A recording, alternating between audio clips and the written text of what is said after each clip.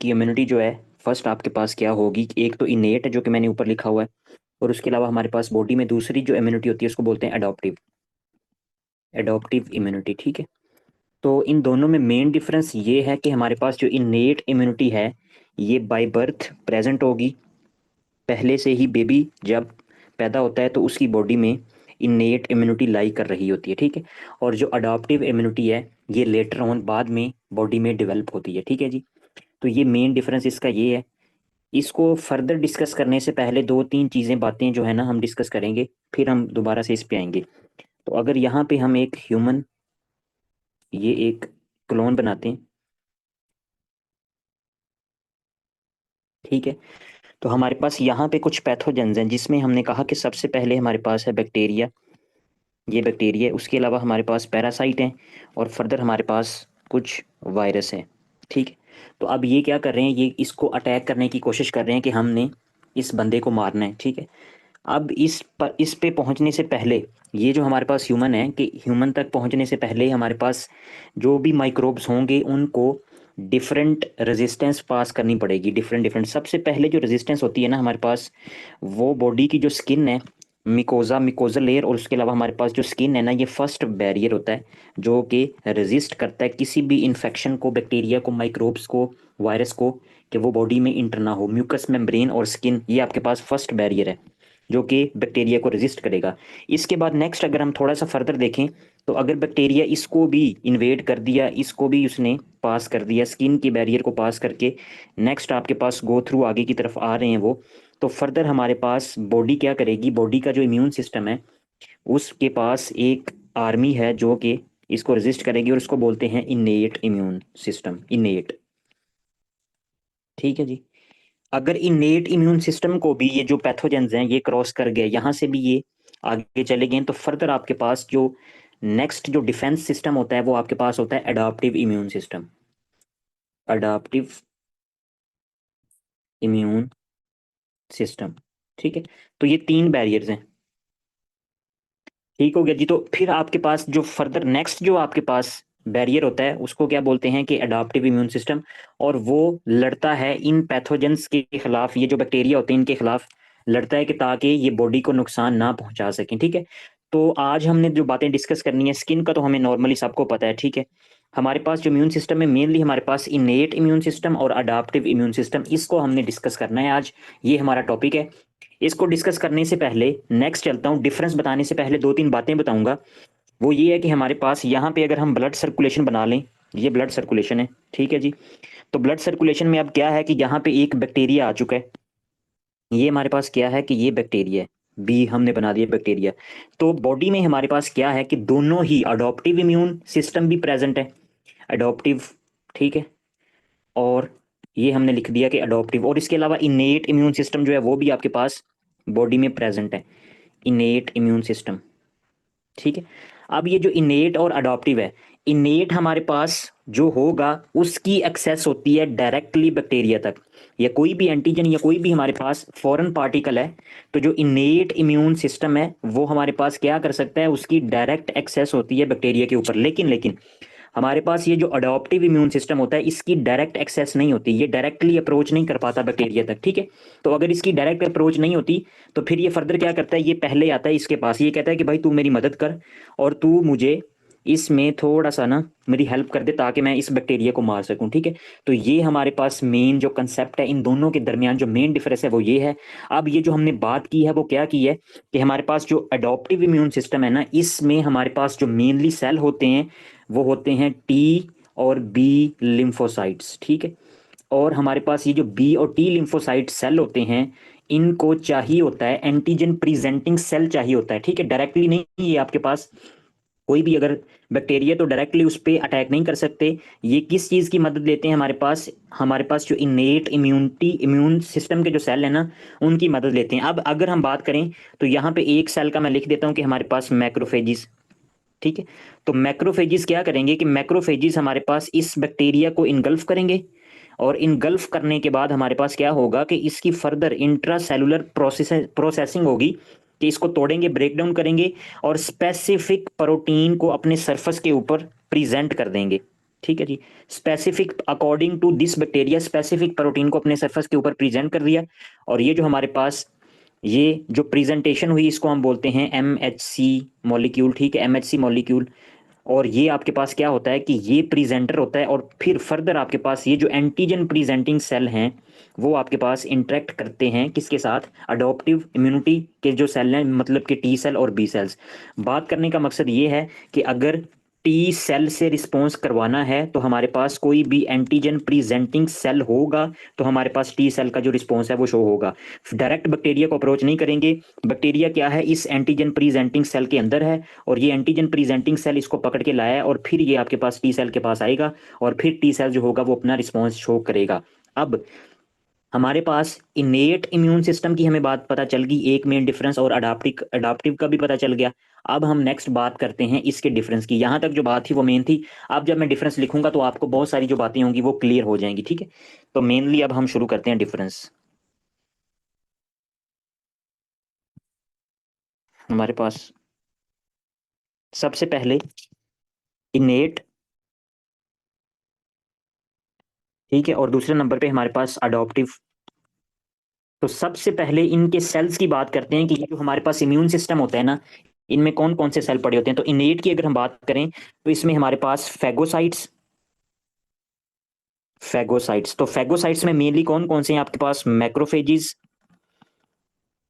और दूसरे नंबर पे हमारे पास न्यूट्रोफिल्स, ठीक है, ये आपके पास हैं जो कि फेगोसाइट्स हैं। फेगोसाइट्स के बाद अगर हम फर्दर बात करें तो इसमें हमारे पास इयोसिनोफिल्स, बेजोफिल्स, ठीक है, और मास्ट सेल, ये आ गए।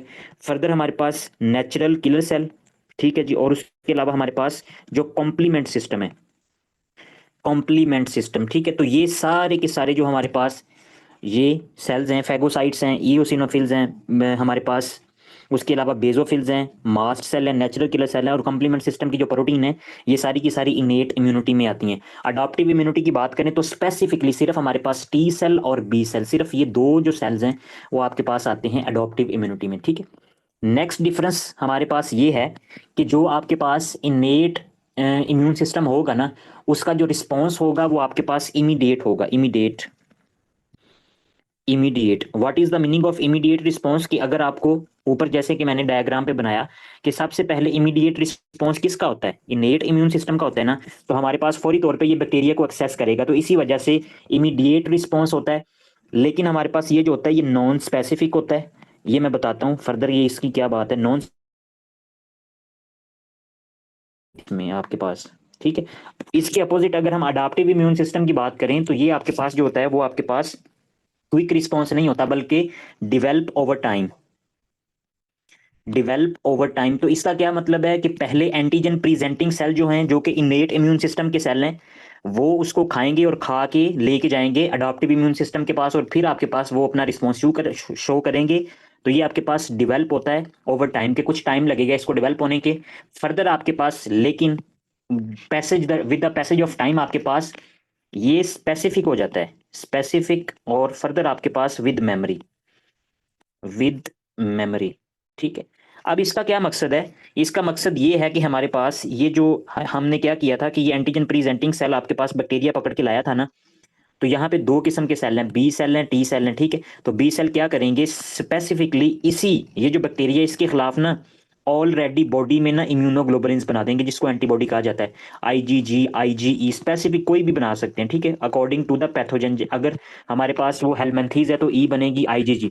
तो ये पहले से ही बनी पड़ी है, ठीक है।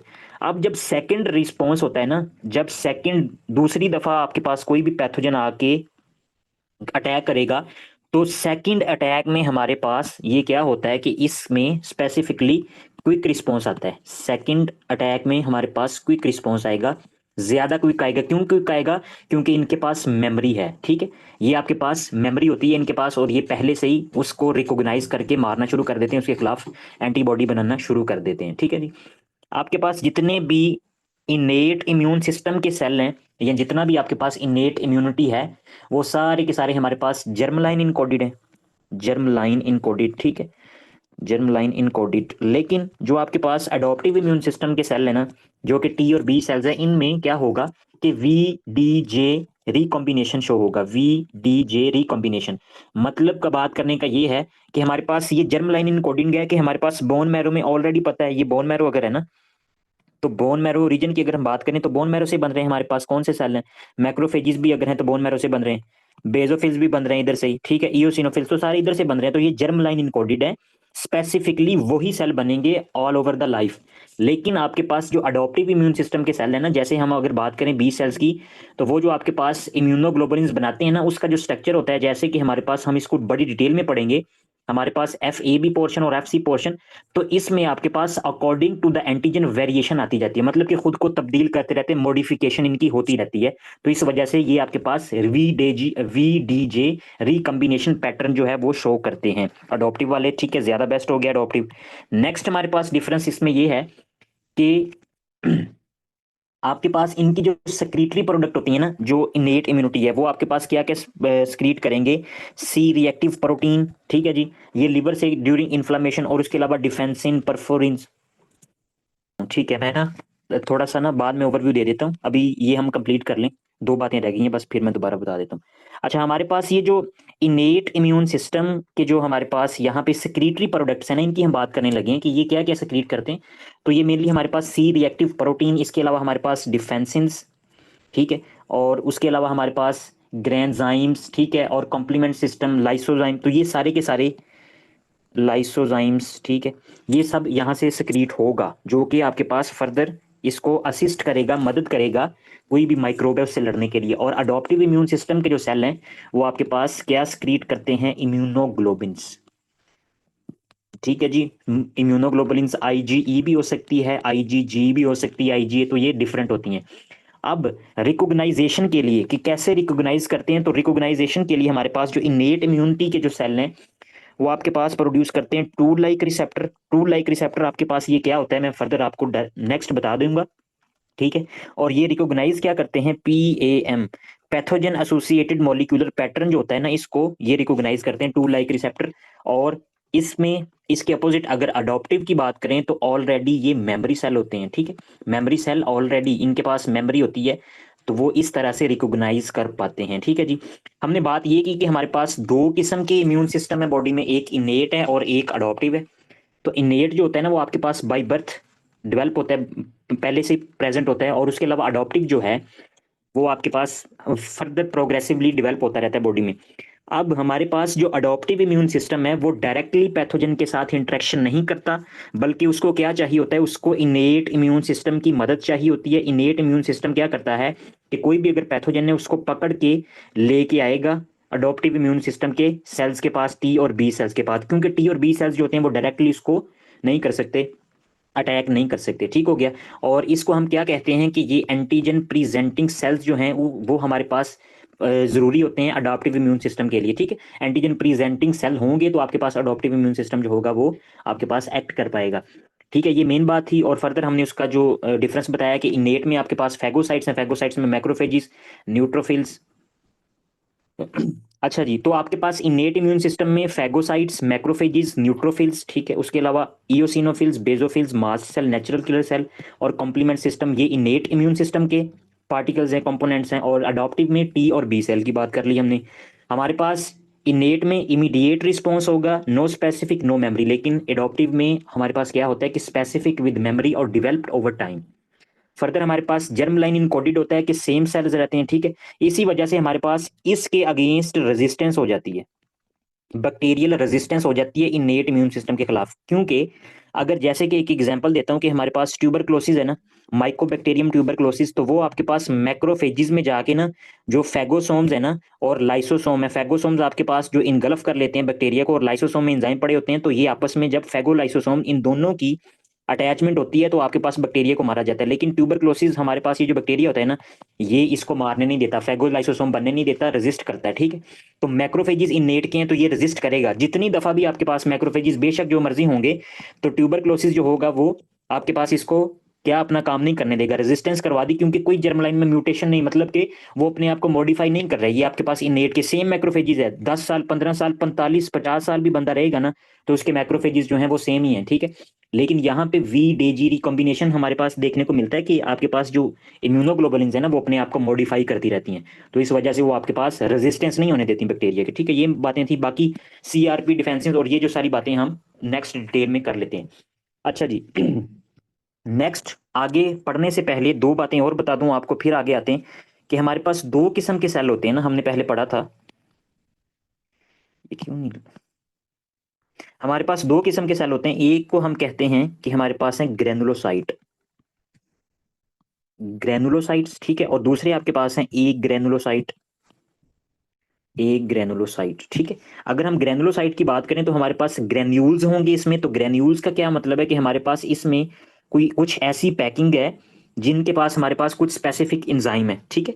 और एक ग्रेनुलोसाइट जो है जो इनके पास आपके पास कोई भी ग्रेन्यूल्स नहीं है। तो एक ग्रेनुलोसाइट्स में आपके पास दो डिविजन्स आ जाती हैं। पहली तो आपके पास है मैक्रोफेजिस, मैक्रोफेजिस, ठीक है। और दूसरे नंबर पे हमारे पास अगर हम बात करें तो लिम्फोसाइट्स हैं, लिम्फोसाइट्स, ये एक ग्रेनुलोसाइट होते हैं। तो इसमें आपके पास लिम्फोसाइट्स कितने किस्म के हैं, T B cell, B lymphocyte, T lymphocytes और नेचुरल किलर सेल जो हैं, ये आपके पास लिम्फोसाइट्स हैं और मैक्रोफेजिस, ये सारे के सारे एक ग्रेनुलोसाइट्स हैं।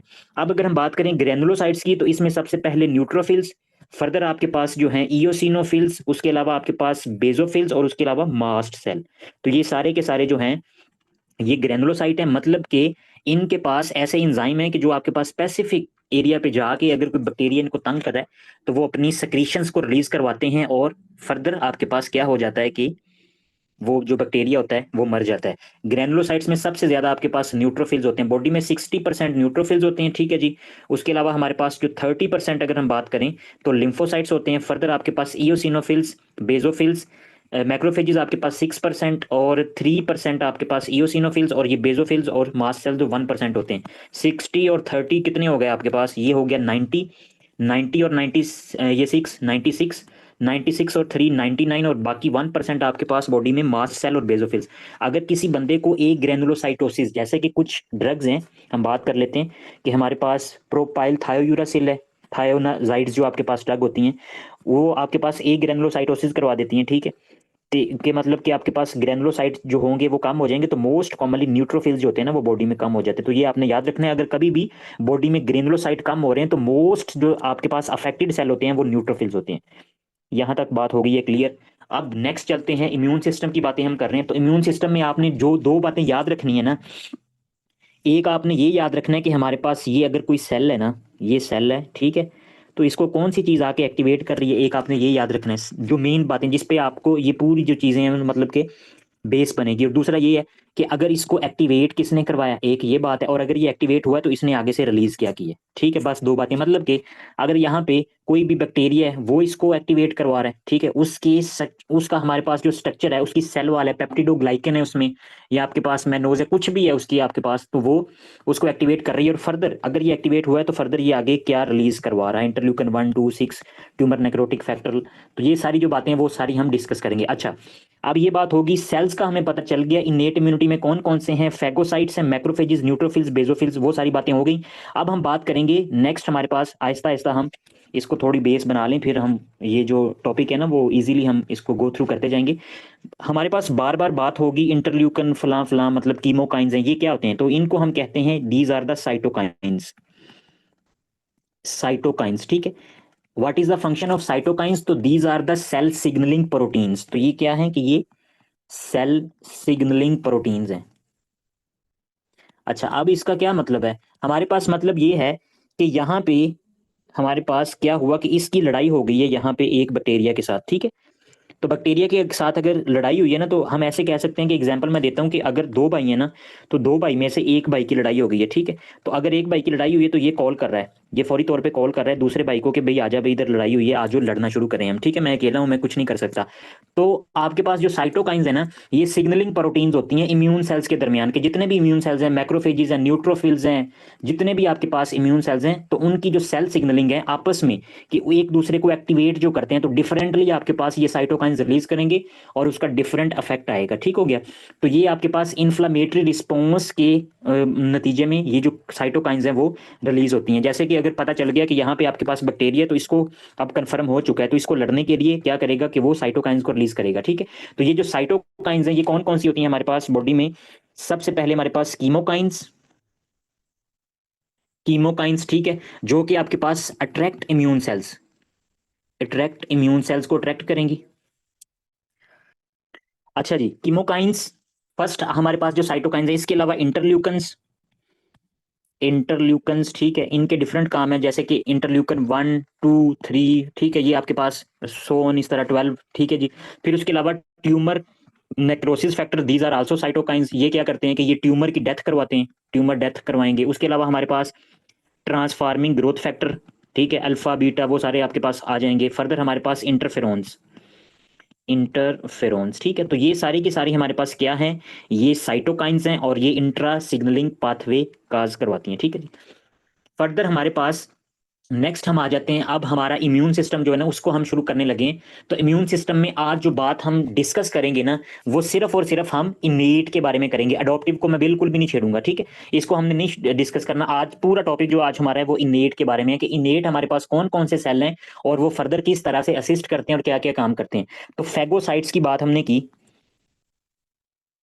फैगोसाइट्स, ठीक है। तो फैगोसाइट्स में कौन कौन से पहले दो सेल आ गए थे? एक तो था मैक्रोफेजिस, मैक्रोफेज, और दूसरा हमारे पास न्यूट्रोफिल्स। ये दोनों के पास एबिलिटी है कि ये कोई भी पैथोजन अगर होगा तो उसको खा लेंगे, लेकिन मेन डिफरेंस जो है, मेन बात ये है कि इसमें से जो एक है वो आपके पास क्या है, ये एंटीजन प्रेजेंटिंग सेल है, ठीक है।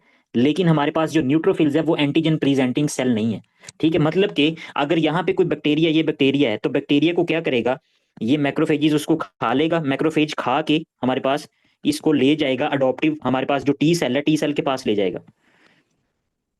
एक्सक्यूज, अच्छा जी, टी सेल के पास ले जाएगा, ठीक है, खुद भी उसको खा लेगा, लेकिन आपके पास टी सेल के पास ले जाता है स्पेसिफिकली इसके ऊपर एमएचसी क्लास, ये जो मॉलिक्यूल होते हैं ना एमएचसी क्लास 1 और 2, इसको हम कल डिस्कस करेंगे। लेकिन आप समझ लें जो बात मेन ये है कि जो मैक्रोफेज है वो एंटीजन प्रेजेंटिंग सेल है, लेकिन न्यूट्रोफिल्स जो है वो एंटीजन प्रेजेंटिंग सेल नहीं है, ठीक है। लेकिन दोनों के दोनों जो है फैगोसिटिक एक्टिविटी शो करते हैं, दोनों ही बैक्टीरिया को खा सकेंगे। अगर खा सकते हैं तो हमारे पास मेनली सबसे पहले जो मैक्रोफेजिस के बारे में डिस्कस करेंगे, फिर फर्दर आएंगे हमारे पास, उसकी तरफ हम आते हैं। तो मैक्रोफेजिस जो हैं इनका मेन काम क्या है? तो इसके मेन तीन काम है। पहली बात हमने कर ली कि फैगोसिटिक एक्टिविटी है, दूसरे नंबर पे हमारे पास क्या करेंगे कि साइटोकाइन प्रोडक्शन, साइटोकाइन प्रोडक्शन, और तीसरे नंबर पे क्या करेंगे कि ये एंटीजन प्रेजेंटिंग सेल हैं। तो तीन फंक्शन है हमारे पास मैक्रोफेजिस के। अब अगर हमारे पास ये तीन काम करते हैं तो पहली बात तो हमें पता चल गई फैगोसाइटोसिस है, साइटोकाइंस रिलीज करते हैं। तो कौन कौन से साइटोकाइंस को ये रिलीज करते हैं? ठीक है जी। साइटोकाइंस मेनली आपके पास इंटरल्यूकन 1, इंटरल्यूकन 6, इंटरल्यूकन 8, ठीक है। उसके अलावा हमारे पास इंटरल्यूकन 12 और ट्यूमर नेक्रोटिक फैक्टर। तो ये आपने याद करनी है, इसमें कोई कोई कंसेप्ट नहीं है, और बिल्कुल भी आपने ऐसे नहीं करना कि ये बिल्कुल आप इसको इग्नोर कर दें कि ये याद करनी, ये बहुत अहम है। और इसी के रिलेटेड एमसीक्यूज आएगा, अगर एमसीक्यूज पूछा जाएगा तो मैक्रोफेजी से रिलेटेड इनको रिलेट किया जाएगा, ठीक है जी।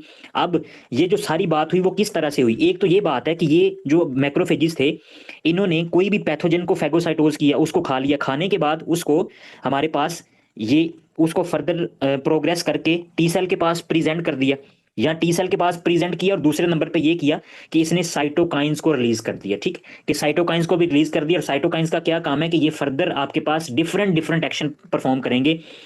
अब ये काम पता चल गया हमें, ये काम पता चल गया, ये साइटोकाइंस का हमें बात पता चल गई कि ये क्या काम है, ठीक है जी।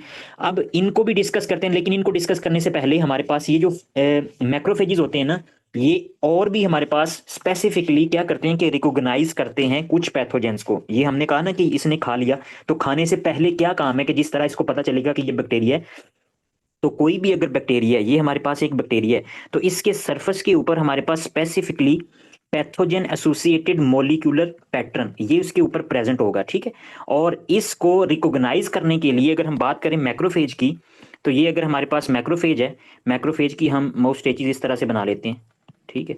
तो ये मैक्रोफेज है, तो मैक्रोफेज को इस पैथोजन एसोसिएटेड मॉलिक्यूलर पैटर्न को रिकॉग्नाइज करने के लिए इसकी सरफेस के ऊपर हमारे पास क्या होता है, टूल लाइक रिसेप्टर, इसको कहेंगे TCL, ठीक है। टूल लाइक रिसेप्टर ये होता है, और ये इसको रिकॉग्नाइज करता है। जब इसको रिकॉग्नाइज कर जाता है, ये बॉन्ड बन गया, तो ये बॉन्ड बनने के बाद फर्दर इसकी जो फैगोसिटिक एक्टिविटी होती है वो आपके पास एक्टिवेट हो जाती है, और वो इसको इनगल्फ कर लेता है। अब जब इसको इनगल्फ कर लेता है, तो इनगल्फ करने के बाद क्या क्या होता है कि ये मैक्रोफेज है, ठीक है।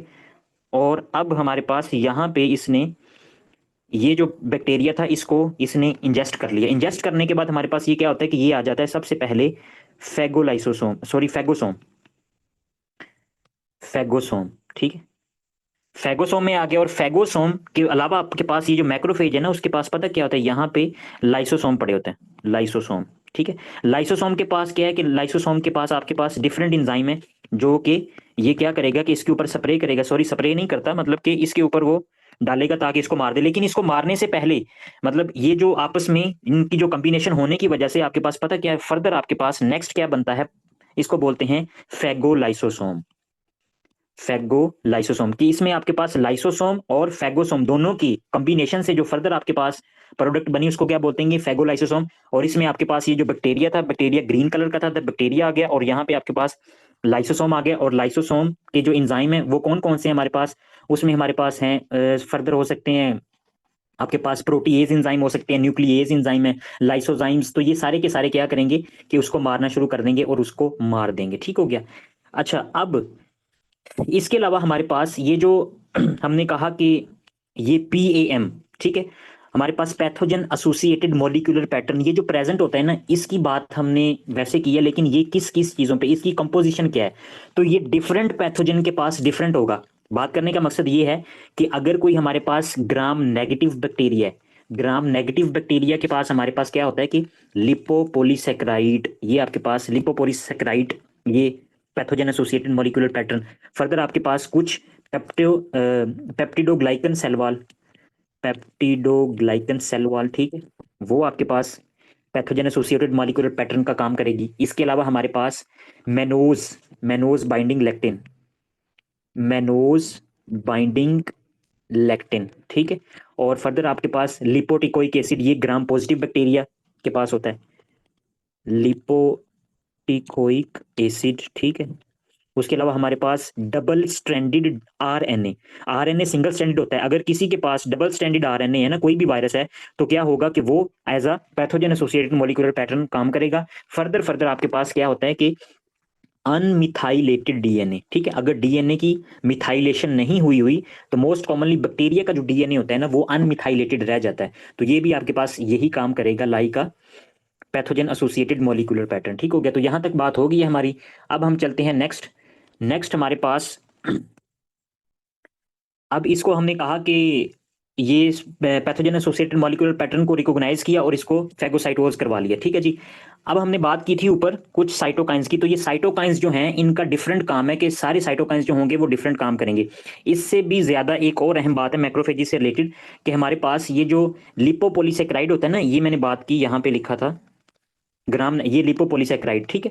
तो लिपोपोलीसेक्राइड हमारे पास स्पेसिफिकली अगर कोई बैक्टीरिया ऐसा है कि जिसकी जो सेल वॉल है वो लिपोपोलीसेक्राइड ग्राम नेगेटिव बैक्टीरिया, तो वो फर्दर एक और अटैचमेंट के साथ अटैच होगा मैक्रोफेजेस के साथ, और उसको बोलते हैं कि हमारे पास CD14, ये MCQ आता है।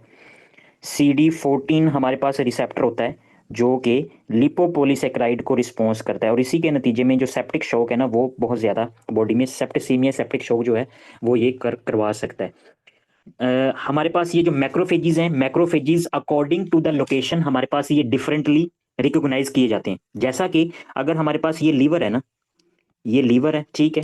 उसके अलावा हमारे पास ब्रेन की अगर हम बात कर लें, ठीक है, ब्रेन। फर्दर उसके अलावा हमारे पास अगर हम बोन्स की बात करें, ये बोन्स हैं, ठीक हो गया। अब यहाँ पे हम बना लेते हैं कि सर्कुलेशन, ये हमारे पास है सर्कुलेशन। तो सर्कुलेशन में जब तक हमारे पास मैक्रोफेजेस होते हैं तो उसको मैक्रोफेज नहीं कहा जाता, बल्कि उसको मोनोसाइट कहा जाता है, मोनोसाइट्स, ठीक है। जब तक वो सर्कुलेशन में होंगे तो वो मोनोसाइट, जैसे ही सर्कुलेशन से निकले तो ये मोनोसाइट्स जो होते हैं वो आपके पास कन्वर्ट हो जाते हैं मैक्रोफेजेस में। लेकिन हमारे पास अकॉर्डिंग टू द लोकेशन उसका नाम दिया जाता है। अगर लीवर में हमारे पास मैक्रोफेजेस हैं तो उसको हम कहेंगे कफर सेल, ठीक है। इसी तरह से अगर हमारे पास ब्रेन में है तो उसको हम कहेंगे माइक्रोग्लाइल सेल, और इसी तरह अगर बोन्स में है तो हमारे पास ओस्टियोक्लास्ट। तो बेसिकली जो ओस्टियोक्लास्ट सेल होते हैं वो मैक्रोफेजेस ही होते हैं, ठीक है, और उसको वो बोन रिजॉर्प्शन में हेल्पफुल होते हैं। ठीक हो गया, ये कंसेप्ट था इसके रिलेटेड। ठीक हो गया जी। अब हम बात करते हैं कि हमारे पास ये कौन कौन सी जो साइटोकाइंस है ना, जो इसने रिलीज करवाई थी, उनका डिफरेंट मतलब क्या क्या इफेक्ट है। उसके इफेक्ट को पढ़ने से पहले आपको ये बताता जाऊं कि हमारे पास यहाँ पे जो हमने बात की ना, कि ये फेगोसोम और लाइसोसोम, ये जो इनकी दोनों की कॉम्बिनेशन से फेगोलाइसोसोम बना है। और जाइंट सेल जो होते हैं वो हमारे पास ग्रेनुलोमा में बनते हैं, ठीक है। तो वो आपके पास ग्रेनुलोमा की फॉर्मेशन जब होगी ना तो तब वो बनेंगे, ठीक है। जैसे माइकोबैक्टीरियम ट्यूबरक्लोसिस में हमारे पास कीजिएटिंग नेक्रोसिस होती है, तो ये मैक्रोफेजेस ही होते हैं। अगर वो आपस में एक दूसरे के साथ अटैच हो जाएंगे तो उसको हम कहेंगे हमारे पास वो एपिथेलियोइड सेल्स। ठीक हो गया। अच्छा जी, फर्दर हम बात कर रहे थे, तो हमारे पास यहाँ पे मैंने बात की फेगोलाइसोसोम। तो फेगोलाइसोसोम हमारे पास ये जो बैक्टीरिया होता है ना, ट्यूबरक्लोसिस, ये बैक्टीरिया जो होता है ये इसकी फ्यूजन को इनहिबिट कर देता है, ठीक है। मतलब कि फेगोसोम को लाइसोसोम के साथ अटैच नहीं होने देगा। ठीक हो गया, तो ये इसका काम होता है। फर्दर हमारे पास क्या होगा कि मैक्रोफेजेस को हमने बात की है इंटरल्यूकन 1।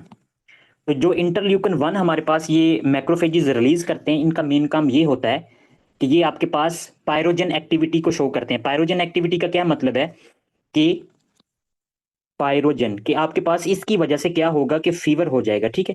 हाइपोथैलेमस का जो सेट पॉइंट है ना, जो सेट टेम्परेचर है, उसको ये डिस्टर्ब कर देते हैं, जिसकी वजह से हमारे पास जो पेशेंट को है ना वो फीवर फील होगा। इसके अलावा हमारे पास और कौन सी हाँ, ये साइटोकाइंस होती हैं, ट्यूमर नेक्रोटिक फैक्टर अल्फा, ठीक है, एक ये है। उसके अलावा इंटरल्यूकन 6, इंटरल्यूकन 8 और इंटरल्यूकन 12।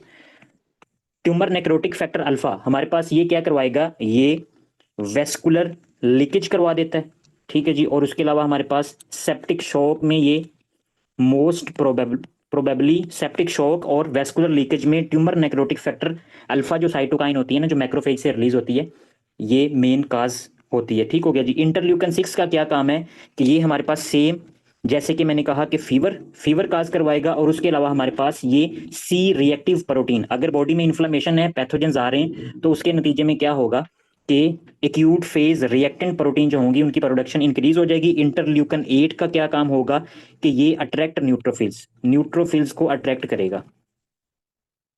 ठीक हो गया जी। न्यूट्रोफिल्स की अट्रैक्शन के यहाँ पे हमारे पास क्या है कि लड़ाई हो रही है, तो आप लोग भी आ जाओ। और फर्दर हमारे पास जो इंटरल्यूकन 12 इसने रिलीज करवाए थे, ये क्या करवा देता है कि ये प्रमोट टी हेल्पर 1 डेवलपमेंट, ठीक है। कि टी हेल्पर 1 सेल की जो डेवलपमेंट होती है ना, ये सेल मीडिएटेड रिस्पॉन्स में हमारे पास ये हेल्पफुल होता है कि दो किस्म के सेल जो है ना वो बनते हैं। टी सेल जो होते हैं, पहले आपके पास नॉर्मल टी सेल होंगे, फिर वो फर्दर टी हेल्पर 1 और टी हेल्पर 2 में डिवाइड हो जाते हैं, ठीक है। तो ये मेनली आपके पास जो इंटरल्यूकन 12 होता है वो टी हेल्पर 1 में टी सेल्स को डिवेल्प करेगा, और ये सेल मीडिएटेड रिस्पॉन्स में हेल्पफुल होता है। नेक्स्ट हम बात कर लेते हैं न्यूट्रोफिल्स की। मैक्रोफेजेस हमारे पास खत्म हो गए। तो हमारे पास जो न्यूट्रोफिल सेल्स है ना, जैसे कि मैंने पहले आपको बता दिया कि ये आपके पास फैगोसिटिक एक्टिविटी को शो करते हैं, ठीक है। लेकिन उसके अलावा एंटीजन प्रेजेंटिंग सेल ये नहीं होते। बेसिकली इनका मेन काम ये है कि आपके पास ये असिस्ट करते हैं मैक्रोफेजेस को। एंटीजन प्रेजेंटिंग सेल नहीं है, लेकिन ये फैगोसिटिक एक्टिविटी को ये हमारे पास ये परफॉर्म करते हैं। ये आपके पास कोई भी अगर पैथोजन होगा ना तो उसको ये खाते हैं। ठीक हो गया जी। अब इसका मेन जो फंक्शन है कि हमारे पास ये अगर कोई भी इन्फ्लेमेशन या कोई भी इन्फेक्शन बॉडी में हो चुका है तो ये किस तरह से वहां एंट्री करेंगे और क्या काम होता है। तो मोस्ट कॉमनली हमारे पास ये जो न्यूट्रोफिल्स हैं, न्यूट्रोफिल्स आपके पास तीन किस्म की प्रॉपर्टीज शो करने के बाद आपके पास एग्जैक्ट इन्फ्लेमेटरी जो कंडीशन होती है ना वहां पे आके स्टक हो जाते हैं। तो सबसे पहले क्या होगा कि न्यूट्रोफिल्स हमारे पास पहला प्रोसेस करवाते हैं जिसको हम बोलते हैं रोलिंग। रोलिंग का प्रोसेस होता है सबसे पहले, ठीक है जी। और फिर उसके बाद रोलिंग के बाद हमारे पास क्रॉलिंग, क्रॉलिंग और फर्दर आपके पास ट्रांसमाइग्रेशन। ट्रांसमाइग्रेशन, अब हमारे पास यहाँ पे इन्फेक्शन है, ये इन्फेक्टेड एरिया है, ठीक है। तो सर्कुलेशन में क्या हो रहा है कि सर्कुलेशन में हमारे पास न्यूट्रोफिल्स हैं। तो न्यूट्रोफिल्स अब ये सर्कुलेशन से, ये जो सर्कुलेशन है ना, यहाँ से हमारे पास न्यूट्रोफिल्स क्या होंगे, इस इन्फेक्टेड एरिया पे आके यहाँ पे अकोमोलेट होंगे। अच्छा, अब आ क्यों रहे हैं, क्योंकि ये आपके पास मैक्रोफेजेस को असिस्ट कर रहे हैं, ठीक है, मेन काम इसका ये है। और मैक्रोफेजेस को असिस्ट कैसे कर रहे हैं कि मैक्रोफेजेस ने इनको बुलाने के लिए एक साइटोकाइंस को रिलीज किया था जिसका नाम है इंटरल्यूकन 8, ठीक है। और वो इसको बुला के लेके आया कि भाई इधर आ जाओ। अच्छा, अब हमारे पास मोस्ट कॉमनली न्यूट्रोफिल्स सर्कुलेशन में है। फर्दर एक और हमारे पास इसी की, ये जो इसकी कीमोटैक्टिक एक्टिविटी को इन्हांस करती है C5a, ये कॉम्प्लीमेंट प्रोटीन होती है जो कि सेम काम करती है। अब सबसे पहले होगा ये कि ये जो न्यूट्रोफिल्स हैं यहाँ पे, ये सारे के सारे सर्कुलेशन में न्यूट्रोफिल्स हैं, व्हाइट ब्लड सेल हैं, ये क्या करेंगे कि ये रोलिंग करना शुरू कर देंगे। रोलिंग करना मतलब कि यहाँ पे जो एंडोथीलियल सेल हैं, ये एंडोथीलियल सेल्स जो हैं आपके पास ब्लड वेसल्स में, एंडोथीलियल सेल्स, उनके साथ आपके पास ये रोलिंग करना शुरू कर देंगे। लेकिन ये जो प्रोसेस होता है वो इस तरह से होता है कि जैसे ही हमारे पास न्यूट्रोफिल्स के अलावा हमारे पास जो मैक्रोफेजिस थे, उन्होंने क्या किया, उन्होंने इंटरल्यूकन 1 को रिलीज किया। तो इंटरल्यूकन 1 आपके पास स्पेसिफिकली क्या करवा देता है कि इंटरल्यूकन 1 हमारे पास ये एंडोथीलियल सेल के ऊपर एक स्पेसिफिक प्रोटीन को एक्सपोज कर देता है जिसको बोलते हैं पी सिलेक्टिन और ई सिलेक्टिन। ई सिलेक्टिन और पी सिलेक्टिन, ठीक है। जब इसको एक्सपोज कर दिया किसने, इंटरल्यूकन 1 और ट्यूमर नेक्रोटिक फैक्टर, ठीक है, इन दोनों ने इसको इन्हांस किया। और इसके साथ क्या होगा कि आपके पास ये जो न्यूट्रोफिल्स हैं वो आके इसके साथ अटैच होना शुरू हो जाएंगे, बाइंड होना शुरू हो जाएंगे, ठीक हो गया जी, पहली बात होगी। दूसरी बात हमारे पास ये होती है, ये जो अटैचमेंट हुई है वो किस के साथ, मतलब न्यूट्रोफिल्स के पास कौन सा ऐसा स्ट्रक्चर था जो कि पी सिलेक्टिन और ई सिलेक्टिन के साथ बाइंड हुआ है। तो उसके पास आपके पास ये जो न्यूट्रोफिल्स है, न्यूट्रोफिल्स के ऊपर एक स्पेसिफिक साइलाइल ल्यूस एक्स ये आपके पास प्रोटीन होती है, ठीक हो गया, जो कि इस ई सिलेक्टिन और पी सिलेक्टिन के साथ बाइंड कर जाती है। रोलिंग का प्रोसेस होता है, रोलिंग के प्रोसेस के बाद आपके पास क्रॉलिंग होगी। क्रॉलिंग में ये होता है कि टाइट जंक्शन बन जाता है दोनों के दरमियान, एंडोथीलियल और न्यूट्रोफिल के दरमियान आपके पास टाइट जंक्शन बन जाएगा। और टाइट जंक्शन किस तरह से बनता है, फिर फर्दर आपके पास ये जो न्यूट्रोफिल्स हैं उनकी सरफेस के ऊपर एक और प्रोटीन एक्सपोज हो जाती है जिसको बोलते हैं इंटीग्रन। इंटीग्रन, ठीक है। और ये इंटीग्रन जो होती है वो आपके पास एंडोथीलियल सेल के साथ बाइंड होती है जिसको हम बोलते हैं आई कैम, ठीक हो गया। और फर्दर ट्रांसमाइग्रेशन का प्रोसेस ये होता है कि ट्रांसमाइग्रेशन में आपके पास ये जो पहले रोलिंग और क्रॉलिंग करते हुए न्यूट्रोफिल्स हैं वो इस एंडोथीलियल के दरमियान से आपके पास गुजरेंगे और जो इन्फेक्टेड एरिया है वहां पे आके मतलब अपना काम शुरू कर देंगे। और फर्दर आपके पास जो फैगोसिटिक एक्टिविटी जो है वो परफॉर्म करना शुरू कर देंगे, ठीक है। और ये जो आपके पास ट्रांसमाइग्रेशन का प्रोसेस होता है, ये होता है यहाँ पे आपके पास जो एंडोथीलियल सेल हैं, यहाँ पे स्पेसिफिकली पी कैम प्रोटीन जो होती है ना, वो आपके पास क्या करवा देती हैं, न्यूट्रोफिल्स को अपने साथ अटैच करवा लेती हैं, ठीक है। इसको मैं दोबारा से नट शेल में समराइज करता हूँ कि हमने क्या क्या बातें की हैं। सबसे पहले हमारे पास जो एंडोथीलियल सेल्स में चेंजिंग आती है वो देखते हैं, और यहाँ पे हम लिख देते हैं एंडोथीलियल सेल, और यहाँ पे हमारे पास न्यूट्रोफिल्स। तो न्यूट्रोफिल्स और एंडोथीलियल सेल्स में सबसे पहले जो रोलिंग होगी, तो न्यूट्रोफिल्स सेल्स जो हैं उनके ऊपर आपके पास सैलाइल ल्यूस एक्स, ठीक है, ये एक्सपोज होता है। और इसके रिस्पॉन्स में एंडोथीलियल सेल जो है उसके ऊपर आपके पास पी सिलेक्टिन और ई सिलेक्टिन प्रोटीन, ठीक है। और ये जो प्रोसेस है इसको कहेंगे ये रोलिंग का प्रोसेस है, ये दोनों का जो अटैचमेंट होती है।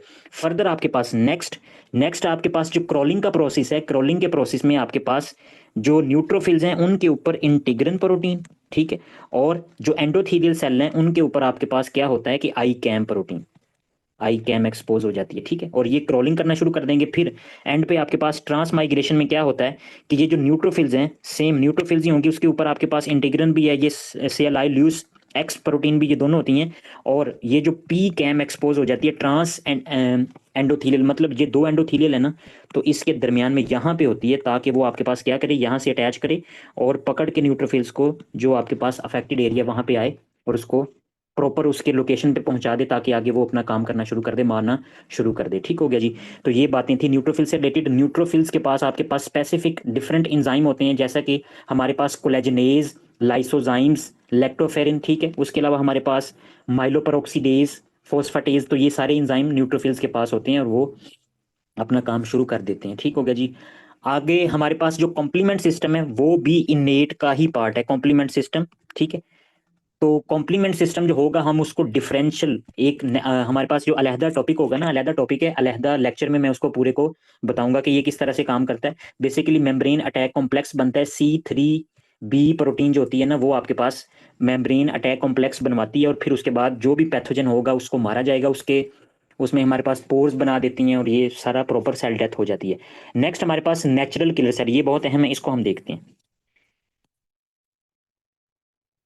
नेचुरल किलर सेल, तो नेचुरल किलर सेल हमारे पास जैसे कि हमने डिवीजन की थी कि सबसे पहले लिम्फोसाइट्स, तो लिम्फोसाइट्स में हमारे पास दो किस्म के सेल हैं। एक हमारे पास हैं नेचुरल किलर सेल, ठीक है, और दूसरा बी और टी लिम्फोसाइट्स। अब ये जो नेचुरल किलर सेल है ना, ये पार्ट है इनेट इम्यूनिटी का, इनेट इम्यूनिटी का पार्ट है। अडॉप्टिव का क्यों नहीं है? क्योंकि हमारे पास ये भी तो लिम्फोसाइट्स हैं, बी और टी लिम्फोसाइट्स हैं, ठीक हो गया। इसी के साथ ही तो ये आपके पास लिम्फोसाइट ओरिजिन से बन रहे हैं। तो फिर ये इस तरह है कि ये इनेट का पार्ट क्यों है अडॉप्टिव? क्योंकि हमारे पास इनको बिल्कुल भी एंटीजन प्रेजेंटेशन की जरूरत नहीं होती, एंटीजन प्रेजेंटेशन की जरूरत नहीं होती, बल्कि ये डायरेक्टली आपके पास कोई भी फॉरेन पार्टिकल अगर है तो उसके साथ डायरेक्ट जाके अटैच हो जाते हैं और डायरेक्ट अपना काम शुरू कर देते हैं, ठीक हो गया। इस वजह से इनको इनेट इम्यूनिटी में रखा गया है, ठीक हो गया जी, पहली बात है इसके रिलेटेड। और दूसरा हमारे पास ये जो सेल होते हैं ना, उनका मेन काम क्या है? मेन काम इनका ये है कि ये वायरल के अगेंस्ट मेन अपनी अफेक्टिविटी शो करते हैं। वायरल, ठीक है, कोई भी वायरल वायरस अगर होगा तो उसके खिलाफ ये काम शुरू करते हैं, मतलब। अच्छा, अब हमने बात की थी कि हमारे पास अगर कोई भी ये सेल है, ठीक है, तो इसको वायरस ने आके अटैक कर दिया, ठीक हो गया, वायरस अब इसके अंदर आ चुका है सेल के अंदर। तो आपके पास ह्यूमन सेल्स भी अगर है ना, तो ह्यूमन सेल्स का भी ये काम है कि वो इस जो वायरस है इसको अपने सरफेस के ऊपर प्रेजेंट करेगी, ठीक है।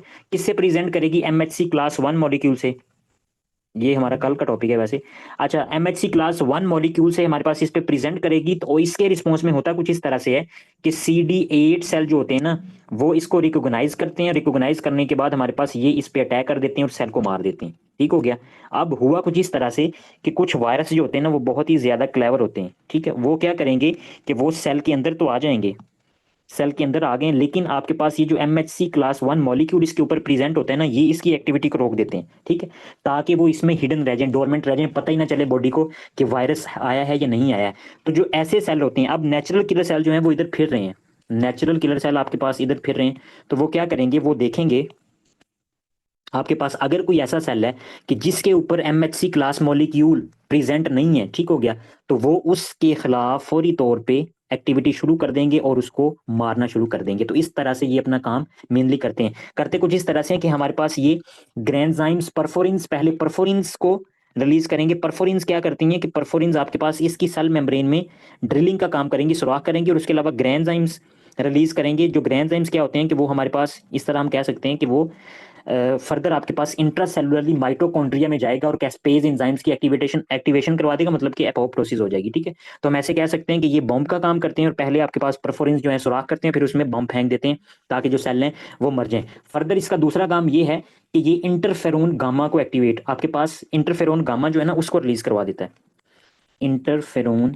गामा, ठीक है। और इंटरफेरोन गामा का फर्दर काम क्या होता है कि ये मैक्रोफेजेस जो हैं उनको एक्टिवेट कर देते हैं, ठीक है, मैक्रोफेजेस को एक्टिवेट कर देंगे, फर्दर ये काम होता है।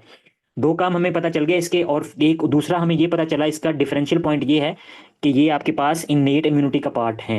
ओके है जी। आखिरी बात इसके रिलेटेड ये है कि अगर आपके पास यहाँ पे ये नेचुरल किलर सेल है, ठीक है, तो इसकी सरफेस के ऊपर एक स्पेसिफिक रिसेप्टर होता है जिसको बोलते हैं CD16, ठीक है। और ये किसको रिस्पॉन्स करता है?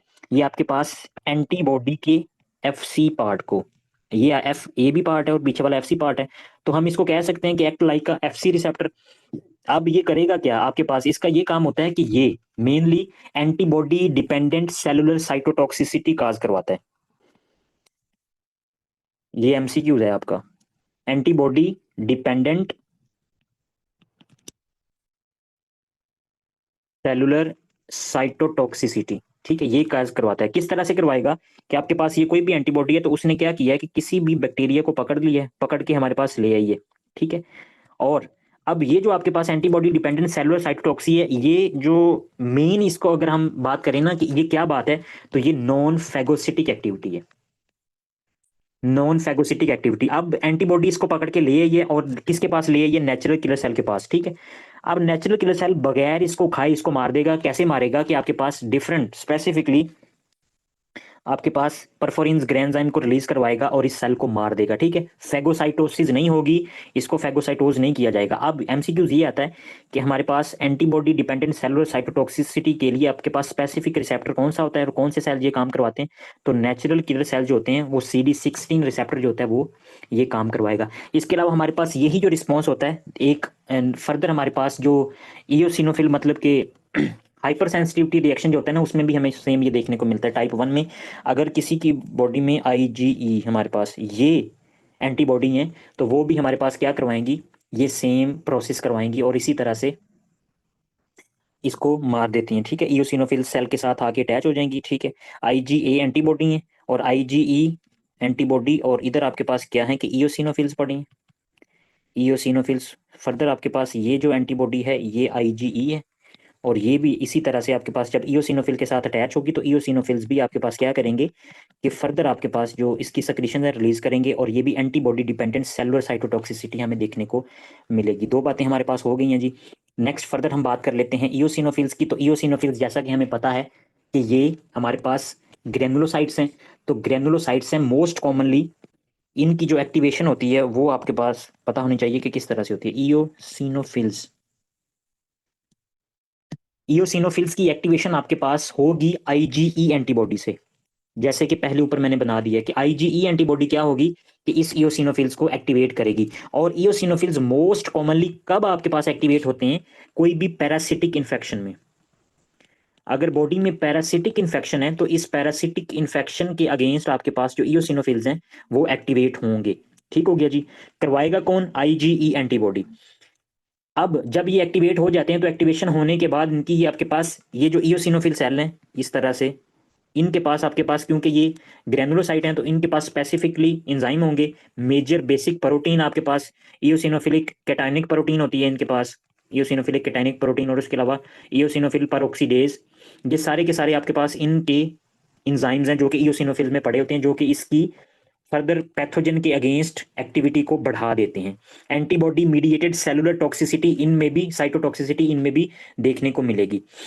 और फर्दर हमारे पास एक तो हमने देख लिया कि ये IgE एंटीबॉडी की वजह से एक्टिवेट हो रहे हैं। फर्दर एक और बात है कि अगर हमारे पास इंटरल्यूकन 5 आ रहा है तो इंटरल्यूकन 5 भी इसको एक्टिवेट करेगा। और ये कब आता है, T हेल्पर 2 सेल जो होते हैं वो इंटरल्यूकन 5 को रिलीज करवाते हैं और ये फर्दर इयोसिनोफिल को एक्टिवेट कर देंगे। हाइपर सेंसिटिविटी रिएक्शन टाइप 1 में ये काम होगा।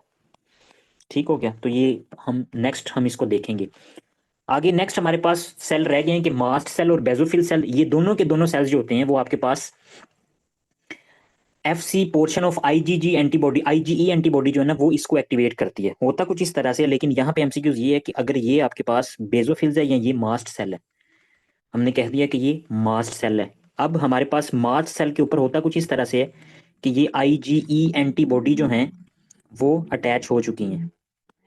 IgE एंटीबॉडी, ठीक है, ये अटैच हो चुकी हैं। अब होगा कुछ इस तरह से कि जब पैथोजन आएगा तो पैथोजन जब इसके ऊपर आके लगेगा तो लगने के बाद हमारे पास जब इसकी क्रॉस लिंकिंग होगी, ये पैथोजन है, ठीक है, कोई भी बैक्टीरिया है, तो जब यो आपके पास ये 3-4 एंटीबॉडीज के साथ आके क्रॉस लिंक करेगा तो इसकी क्रॉस लिंकिंग की वजह से हमारे पास क्या हो जाता है कि मास्ट सेल जो होता है वो एक्टिवेट हो जाता है। ठीक है, सेम बेजोफिल्स भी इसी तरह, और ये क्या रिलीज करवा देते हैं, हिस्टामीन। ठीक है, हिस्टामीन जो है मोस्ट पोटेंट वेजोडाइलेटर है, जो कि बॉडी में आपके पास वेजोडाइलेशन, ब्रोंकोस्पाज्म, ये जो टाइप 1 हाइपर सेंसिटिविटी रिएक्शन है मेनली उसमें इन्वॉल्व होती है। ठीक हो गया जी।